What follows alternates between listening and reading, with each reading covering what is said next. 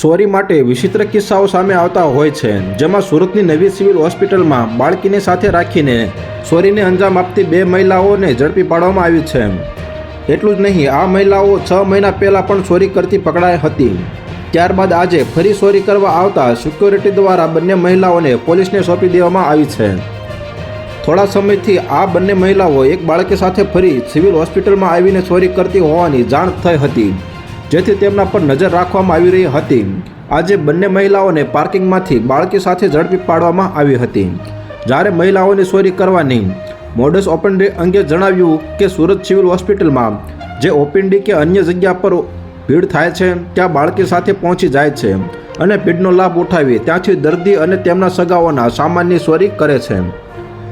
તો હાલ અત્યાર માટે આટલું જ મિત્રો. ફરી મળીએ નવી અપડેટ સાથે. તે પહેલાં વિડીયોને લાઇક કરી ગુજરાત ટોપ ન્યૂઝ ચેનલને સબસ્ક્રાઇબ કરી દો અને પાછળ ઓલું બેલ આઇકન પણ દબાવી દો, જેથી તમને નવી ખબરો મળતી રહે.